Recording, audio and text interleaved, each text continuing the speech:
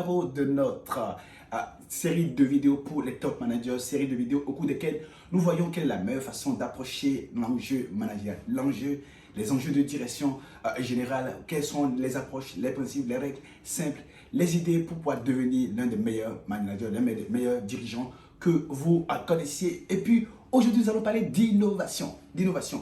Lorsqu'il est question de devenir un dirigeant innovant, qu'est-ce qui permet d'y arriver? Il y a une question simple qu'il faut se poser constamment. Quel est notre prochain big thing? Quel est notre prochain big thing? Quelle est la prochaine chose immense, grande, que nous souhaitons faire pour faire la différence sur notre marché? Il y a des gens peut-être qui n'ont pas ce réflexe de l'innovation. On a un test qui permet de savoir est-ce que oui ou non vous êtes un réfractaire à l'innovation. Le test est disponible dans le lien qui se trouve en bas. Vous avez la possibilité de cliquer, de passer le test maintenant pour voir est-ce que vous êtes vraiment un dirigeant, un manager innovant. Est-ce que vous avez le réflexe de l'innovation? Je vais vous dire pourquoi est-ce qu'il est déterminant d'avoir le réflexe de l'innovation. Mais avant, je voulais annoncer que nous sommes en train de travailler actuellement. Et vous avez pu voir à travers nos différentes annonces qu'il y a la mini-boss du dirigeant. La boss du dirigeant arrive avec d'ailleurs un guide pratique spécial qui s'appelle Piloter l'innovation.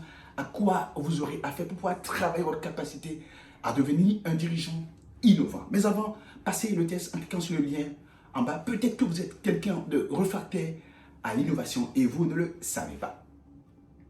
Il y a quelques jours, j'étais dans un service public pour, comme d'habitude, avoir des papiers administratifs. Et j'ai vu que, en fait, la personne qui dirigeait ce service public avait la sensibilité quant à est-ce qu'il y a de l'ordre, est-ce qu'il y a du monde, comment les gens sont arrangés, tout ça. Et puis, nous étions là, nous avons passé plus de 8 heures, 10 heures de temps sans avoir satisfaction. Et j'ai vu cette personne s'habiller discrètement et partir. Et je disais à mes collègues, il n'est pas sensible à la qualité de service. Le fait que nous n'ayons pas été satisfaits ne nous pose absolument aucun défi.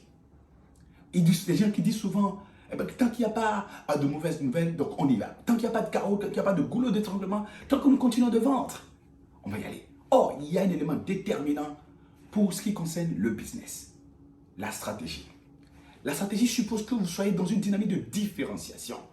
Comme j'ai l'habitude de le dire, lorsque on est un dirigeant d'entreprise, lorsqu'on est un entrepreneur, lorsqu'on est un vendeur, on doit savoir qu'on est sur un marché qui est compétitif et concurrentiel. Soit c'est dans le court terme, le moyen ou le long terme. Il vaut mieux préparer l'esprit des gens avec une série d'innovations qui vous permettent d'avoir de l'avance sur les autres. Sauf que la plupart des gens, lorsqu'il est question de faire performer une entreprise, ne font pas de la stratégie. Comme j'ai l'habitude de dire, la stratégie, c'est comment on fait pour gagner une bataille sur un terrain, sur un marché. Imaginez un instant que vous avez un client qui hésite à acheter chez vous, ou un client potentiel qui fait partie de votre cible et qui hésite à acheter chez vous. Et vous dites que vous voulez gagner la bataille pour finir par la mener à céder. Vous avez besoin d'une stratégie. Ce client potentiel a vu des choses avant. Si vous n'apportez pas une valeur ajoutée différenciante, il ne va pas acheter chez vous. Il ne va pas finir par tomber amoureux de votre produit, de votre entreprise, de votre message, de ce que vous apportez comme valeur ajoutée. Et c'est là la stratégie entre en jeu. Mais naturellement, lorsque on ne fait pas des choses nouvelles, lorsqu'on ne fait pas des choses différenciantes, et qu'on essaie d'attaquer le marché, qu'on n'arrive pas à voir la capacité à pénétrer le marché, c'est frustrant. Mais en réalité, ce que nous oublions en général, c'est que nous sommes dans la caducité stratégique. C'est-à-dire que nous avons fait tout ce qu'il faut et ça ne donne pas encore de résultats.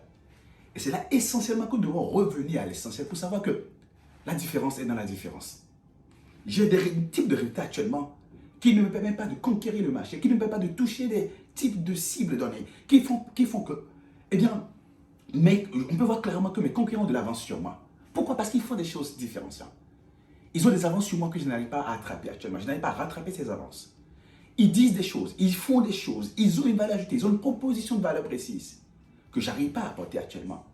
Ils ont une façon de toucher la clientèle ou leur cible. Ils ont des process marketing qui sont complètement différents de la façon dont je procède. Et c'est pour cela que je ne fais pas mouche actuellement. Il doit clairement comprendre qu'en fait, que lorsqu'on n'a pas de résultats sur un marché, alors qu'on pense avoir un très bon produit, c'est que peut-être on n'est pas très innovant dans l'approche marketing. On n'est pas très innovant dans l'approche en termes de distribution.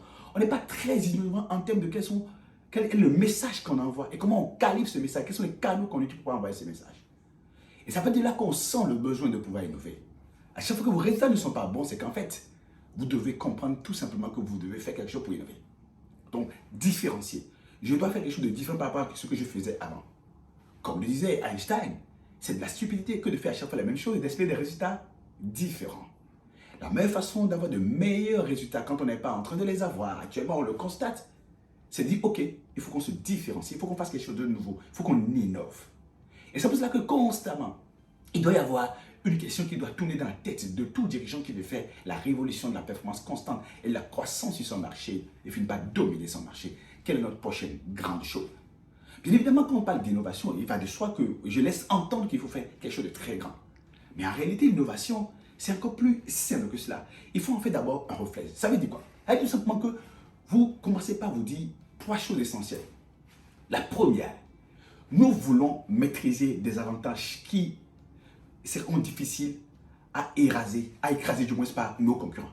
Nous voulons faire des choses que nous sommes les seuls à faire. Avoir une expertise unique. Décider d'avoir une expertise unique. À cet effet, il faut du challenge. De se dire, quelles sont les 15 choses que personne d'autre ne fait sur notre marché? Quelles sont les 15 choses que personne n'arrive à faire? Ou du moins, que nous allons faire que personne n'arrive à faire. Et donc, vous décidez d'avoir 15 avances essentielles sur la concurrence. Ça peut être la façon dont vous coachez vos collaborateurs. Ça peut être la technologie que vous utilisez. Ça peut être les valeurs ajoutées que vous apportez à vos clients. Ça peut être la façon dont vous servez les clients. Ça peut être la façon dont vous arrivez à marier le digital et le offline pour pouvoir avoir du résultat. Ça peut être la façon dont vous arrivez à faire 2-3 choses, à donner des valeurs précises que vos concurrents n'arrivent pas à donner. Donc vous décidez d'avoir à chaque fois et constamment 15 avances en termes de RH, ressources humaines, de mobilisation du capital humain, en termes de valeur ajoutée ou de chaîne de valeur, de logistique, en termes de façon de vous y prendre, en termes de comment vous communiquez, etc. Vous décidez en termes de la façon dont vos bureaux se présentent, la façon dont vous interagissez avec vos collaborateurs, la façon dont vous êtes présent pour vos clients, l'expérience client unique que vous apportez. Vous décidez d'avoir des avances significatives sur ce que le marché fait. Le prochain big thing, quel est le prochain big thing, la prochaine grande chose immense que vous souhaitez faire pour avoir ces avances de 15 choses d'avance sur les concurrents. La deuxième chose importante qui vous permettra donc du coup de finir par développer le réflexe de l'innovation, c'est de ne jamais être satisfait de la satisfaction des clients. Vous savez, parfois, les clients et les fans, on va dire comme ça, ils ont tendance à nous distraire. Ils viennent nous dire, oh, on aime ce que vous faites, ils apprécient, etc. Les mêmes qui vous ont apprécié, dès qu'il y a un concurrent qui vient sur le marché, qui fait quelque chose de complètement différent, qu'est-ce qui se passe? Ils vont partir. Ils ne vous diront même pas au revoir. Et c'est pour ça qu'il ne faut jamais se laisser distraire par la satisfaction des clients. Quel que soit le niveau dans le client sont satisfaits, dire qu'est-ce que nous allons faire pour qu'ils disent waouh. On disait que ce que vous avez fait est intéressant, mais là, vous venez de sortir quelque chose de magnifique. Il a dit ouais, c'est ça. Sortir quelque chose de magnifique, de merveilleux à chaque fois, pour avoir la possibilité d'émerveiller constamment les clients. L'une des choses qui fait la différence entre les entreprises qui s'en sortent et celles qui ne s'en sortent pas, c'est qu'en fait, les entreprises qui s'en sortent, ne disent jamais que ce qu'ils ont fait est suffisant. Elles disent constamment, il y a de la marge de progression. Il y a des possibilités que les clients ne voient pas. Il y a des choses que nous, on sait que ce n'est pas parfait. Parce qu'en réalité, même quelle que soit la façon dont les clients sont contents de ce que nous faisons actuellement, nous, quand nous regardons nos dispositifs, l'offre que nous avons, quand nous comparons ça à ce qui se fait de mieux à l'international, nous savons très bien que nous n'y sommes pas encore. Et nous tombons dans l'autosatisfaction, et du moins, nous achetons la satisfaction des clients. Et le jour où quelqu'un de plus merveilleux, quelqu'un de plus percutant, quelqu'un de plus distanciant, quelqu'un de plus valeureux vient sur le marché, ils nous disent bye bye. Ils ne nous disent même pas bye bye. Ils partent et on constate qu'ils ne sont plus là. Ils disent ah oui, c'est vrai, on a acheté chez vous, mais actuellement on a de nouvelles offres quoi. Non, ils ne vont pas vous regarder. Et donc, ne jamais tomber sur l'achat de la satisfaction des clients. Ils ont besoin d'être émerveillés. Il y a une phrase qui m'a touché. J'étais en Inde et il y a un entrepreneur indien qui faisait 5 millions de dollars de chiffre d'affaires est venu faire un partage lors d'une conférence de la Banque mondiale à laquelle je participais. Et dit en fait, ce que nous essayons de faire, c'est que nous fabriquons des composants pour les constructeurs automobiles. Mais vous pensez que ce sont les constructeurs automobiles qui arrivent à sortir les innovations. Donc c'est nous qui innovons. C'est nous qui disons, nous voulons avoir une meilleure vitesse. Nous voulons avoir un meilleur système électronique ou électrique au sein dans la voiture. Et nous nous disons, quelle est la pièce qui permettra de faire ça? Et nous, on développe la pièce et on va leur proposer ça. Nous créons les produits avant que les gens en aient besoin. C'est ce qui m'amène donc du coup au troisième point. C'est vrai que l'innovation est coûteuse. C'est quelque chose de très coûteux. L'innovation est coûteuse. Et il faut de l'argent. Mais il faut avoir de l'avance sur, non seulement ses concurrents, 15 choses différenciantes. Il faut avoir de l'avance sur la satisfaction des clients pour constamment les émerveiller La troisième chose, c'est comment on fait pour créer les produits avant que les gens en aient besoin. Comment ça se fait qu'on crée une nouvelle valeur ajoutée avant que les gens en aient besoin, avant constamment de l'avance sur le marché. Actuellement, si vous ne le savez pas, nous avons des workshops que nous organisons régulièrement. Le prochain workshop se déroule à Nairobi, eh bien, du 5 au 11 juin 2022. Et c'est bien sûr en français. Mais nos workshops c'est itinérant. Nous étions, on va dire, en janvier 2021, nous étions à Dakar, ou à la Sorbonne pour être plus précis. Nous étions en mai 2021 à Abidjan, nous étions à Kigali, okay, en août, n'est-ce pas, 2021 au Marriott de Kigali. Nous étions au Grand Hyatt de Dubaï en décembre 2022. Nous étions au Movenpick de Accra. C'était en février 2022 et prochainement nous serons du 5 au 11 juin 2022, nous serons à Nairobi.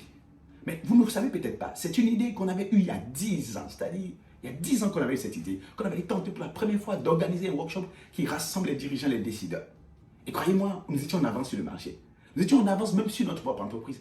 Mais on a mûri l'idée. Et quand c'est arrivé à maturation, eh bien c'est l'un des événements que les dirigeants en Afrique centrale et de l'Ouest apprécient. Du moins pour ceux qui ont déjà participé, ils n'arrêtent pas d'y participer. À chaque session, il y a au moins 60 à 70% de ceux qui y étaient qui reviennent. Parce qu'en fait, à chaque qui viennent, il y a quelque chose d'unique qui se tient. Si vous n'êtes pas inscrit, vous n'avez jamais participé à nos workshops, eh bien, c'est disponible maintenant. On avait la possibilité de s'inscrire sur hcexecutive.net. Vous pouvez le faire dès maintenant. Mais créer les produits avant que les gens en aient besoin, avant de l'avance sur le marché. C'est dur, parce que cela suppose qu'on soit dans une dynamique de recherche et de développement.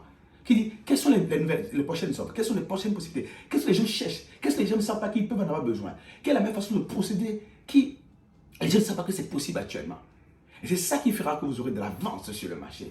Créer les produits avant que les gens en aient besoin, c'est ce qui permet de devenir grand dirigeant en vrai. Et pour ça, vous allez dire, quel est mon prochain big thing? Quelle est la prochaine grande chose que nous allons créer qui va dépasser le marché? Quelle est la prochaine grande chose que nous allons créer pour que lorsque les clients vont voir ça, ils vont dire waouh. Et quand les concurrents vont voir ça, ils auront de l'insomnie, ils auront des calculs intestinaux. Quelle est la prochaine grande chose que nous allons créer pour que les gens disent, ah ben tiens, j'avais besoin, je ne savais pas. Waouh, je n'ai jamais imaginé qu'on pouvait créer un truc pareil. Et puis je ne savais même pas que j'en avais besoin. Les besoins étaient là. Les besoins des clients sont latents et qui sont là. Et c'est quand nous créons le prochain big thing, le prochain grand produit pour pouvoir leur permettre de dire à CD qui disent ouais, cette entreprise n'apporte de la valeur. Ils vont finir par quoi? Ils nous connaissent, ils nous aiment, ils nous apprécient, ils vont nous adopter. Du moins, ils ne connaîtront plus que notre nom dans leur tête. Et nous serons top of mind. Quand ils pensent à quelque chose d'extraordinaire, ils disent ça doit être à ceux-là que je dois m'adresser.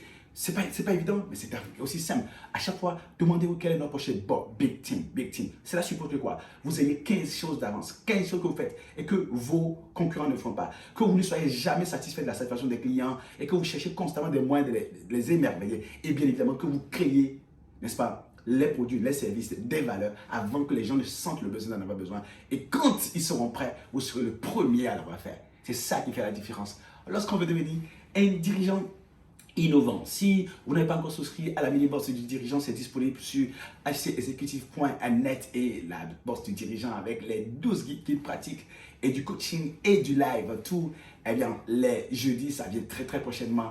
Tenez-vous prêts. Allez sur notre site internet www.hcexecutive.net et vous aurez toutes les informations nécessaires pour avoir votre mini-bourse du dirigeant et prochainement la bourse du dirigeant. On se retrouve très vite pour une nouvelle vidéo de notre série Tips pour les top managers. Ciao.